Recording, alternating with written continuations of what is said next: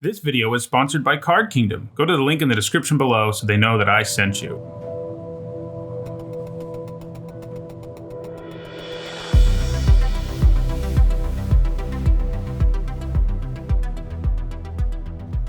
Hello everyone, I'm Nitsa Hone, and today is Friday, so that means it's time for another MTG Top 10. This week I'm not doing what most of these lists do, that is, objectively rank cards based on how they have performed in competitive Magic. Instead, this is a subjective list, where I rank things simply based on my own opinion and tastes. In this video, I'm going to give you my picks for the 10 worst pieces of art to ever appear on Magic cards. Now, I'm not an art expert or anything like that, but these are all cards that when I see them, really make me cringe. This can be because the concept the art is trying to convey just seems stupid to me, or doesn't make sense on the card in the first place, or it could be that the art is too simplistic or cartoony. Two things I don't like having on Magic cards.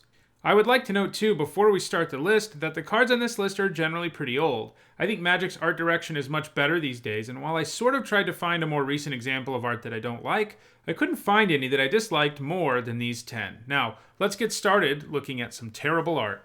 At number 10, I have Word of Command. I actually had it higher on the list, but after looking into the history of the card's art, I decided to cut it a little slack, though not much since it still made the list. The art on the card looks incredibly lazy, the kind of thing that someone would throw together at the last minute because they didn't get the art done for the card. I mean, it is just a pair of eyes in darkness, and I feel like maybe just eyes in darkness could have been a cool design, but these eyes? Not so much. I mean, why do this creature's eyes glow like this in the first place? And what does that have to do with a card called Word of Command? Maybe we should see this thing's mouth? Anyway, as I just mentioned, it looks like it was slapped together in the last minute, and that's exactly what happened with the card. Somehow or another, a piece of art didn't get done for this card, and Jesper Meerforce, the artist for this card, who has done much better art on other cards, had to put this together at the last minute, and that's why we have this horrible art. But at least there's a reason this one happened. I guess that's why I want to cut it some slack. The artist knew this wasn't an ideal design, and Jesper Meerforce has said since that it's his biggest regret as a Magic artist. It isn't like they spent a long time putting this together and thought it was a great work of art, so I cut it some slack and put it at number 10.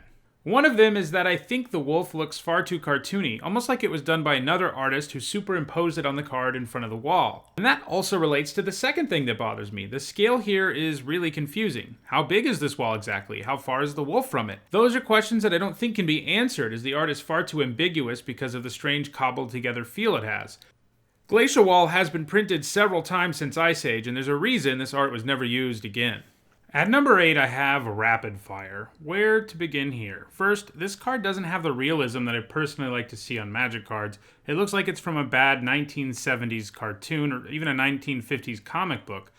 That is my initial reaction to the card's art, but as I thought about the card some more for this video, I found other things that bother me too, like why is this card called Rapid Fire if the two were engaging in a sword fight? What's that about? So another problem is that art and name don't line up here. The other weird thing about the card is how strange the idea is that the two guys are fighting each other. I know that Magic doesn't take place in the real world or anything, but having a guy who is sort of stereotypically dressed in Egyptian or at least ancient Near Eastern clothing, fighting a guy who is supposed to be some sort of Viking or other European barbarian, seeing those two fight each other is really weird. And hey, maybe they can retcon the Egyptian guy and say he comes from Amonkhet, but it still bothers me. Then, when you actually try to figure out what is going on with the card, things get even weirder. The artist has illustrated the path of motion of the sword, which itself is kind of cartoony, and the yellow would seem to indicate that the sword has recently hit the shield. However, the Viking guy's sword is also broken. I guess that's what's going on there, like broken so recently that the broken part of the sword still hasn't hit the ground? So what is even happening here? And that's the main problem. I don't even know what this art is meant to represent exactly. I know it's supposed to be a fight, but what moment in the fight isn't clear at all. At number 7, I have Scavenger Folk. This card's art is hard for me to look at. The figure's proportions are way off. I think that's most obviously illustrated by that massive hand that is like twice as large as this scavenger's head. It may not even be a huge hand. It could be that he has a small head. I'm also not really sure what's going on here. I think he is using that massive hand to scavenge something off that tree branch, but it is difficult to tell what he is doing at all. The more I look at this art, something that's going to haunt my dreams now, I guess, but the more I look at it, I think maybe he's holding a dismembered arm, like someone else's. Maybe that's why it's so big. I don't know, but that's the point. It isn't clear what is going on here at all. And what is he gazing so creepily at? Anyway, this card has been reprinted a couple of times, and both times it was given new art. I can't imagine why. At number 6, I have the most recent piece of Magic art to make the list, and it's from 2001. So, like I said, cards with bad art were much more frequent in Magic's old days. Anyway, the card we're looking at is Rampant Growth, specifically the one from 7th edition. By the point this card was reprinted in 7th edition, it already had 2 different arts that are much better, so why did they feel the need to slap this picture on here? The idea that this plant growth is so rampant that it has trapped a guy is sort of a cool idea, but it doesn't really make sense at all for a card like Rampant Growth. It doesn't turn creatures into plants or something, it gives you a land. I don't necessarily think that the art here looks terrible because of someone's inability to make art or something. In this case, I just think that the subject of the art is ridiculous and over the top, and doesn't make sense for the card. I mean, this guy's basically become a sunflower. This art was never used again for Rampant Growth, and I think we're all pretty happy about that. At number 5, I have a card that I don't like because of its extreme simplicity, and that's Celestial Prism. The kind of Magic art pretty much anyone could copy since it's basically a very simple shape with a star on it. Prisms are supposed to reflect light rather colorfully, and that's of course why this can fix mana for you. So in creating the art for one, there are lots of colorful and interesting things you could do instead of making this thing which doesn't really look like it's even transparent or colorful the way a light going through a prism would be. At number 4, I do have another one by Jesper Meerfors, who was one of Magic's earliest art directors and who admittedly has created some wonderful art like Elves of Deep Shadow and things like that, but there are 2 works of art of his that I think are bad. One of them we already talked about, Word of Command, where it made sense that the art ended up being bad because of how quickly it was made. In this case, with Mold Demon, which I have at number 4, not so much. I think Mold Demon, quite frankly, looks like something a kid, granted a particularly disturbed kid, could draw. Like, seriously, it looks like crayons were used to create this. Overall, this has almost no detail. What about this creature is moldy exactly? Is there anything about it that is demonic? I'm not really convinced of either. Sure, yeah, it has huge claws covered in blood, but where is that blood coming from, and why is it looking off in the opposite direction? Yeah, this one's bad, but there are 3 pieces of art I like even less. At number 3, I have Stasis. The art style here just doesn't fit with Magic at all. I get that it is kind of representing Stasis by having these 2 surrealist figures standing on either side of a seesaw, and apparently each of them weighs about the same, but that's some pretty abstract art to convey the idea of stasis. Also, once we really look at it, what are these figures meant to represent?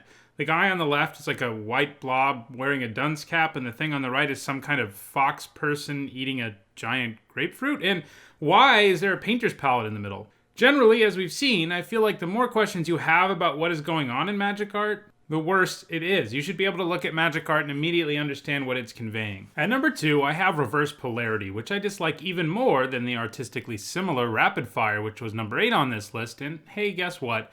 It's the same artist too. I'm sorry to be so mean to Justin Hampton, but it is just my opinion, but I don't like any of the cards that he illustrated, and the 2 that I think are the worst are on here, and he illustrated 17 in total.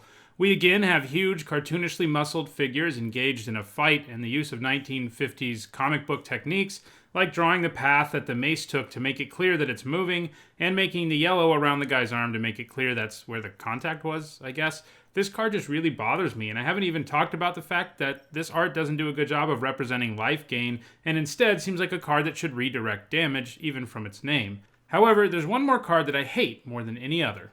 And that is Flash, which I have at number 1. This is another card where you basically have no idea what's going on in the art. I mean, I guess the idea is that this guy who is staring at you just summoned this creature with the spell, but what is that creature? Magic has a lot of creature types, but I don't think I've ever seen something like that. A good indication of how bad this monstrosity looks is that you can't even tell what direction the ugly creature is traveling in. Who are the 2 figures off in the distance? And why is the disembodied head looking back at you through the card frame? It seriously looks like the guy is taking a selfie and he's being photobombed by the creature behind him. And this is from a period when selfies didn't even exist, so maybe this is evidence of time travel. I don't know what's going on here at all, and I don't think it looks particularly good. Of course, when they reprinted this in Masters 25, they gave it much better artwork that I think better conveys what this piece was trying to convey. But this card will always stick out to me as a card with horrible art. Well, that does it for this week's MTG Top 10. If you enjoyed this video, don't forget to like it and share it so that others can enjoy it too. If you want to make sure you catch future MTG Top 10s, don't forget to subscribe. And if you want to take a look at some of the over 160 previous MTG Top 10s I've done, you can see them on the playlist that you can see on this screen. Thanks for watching.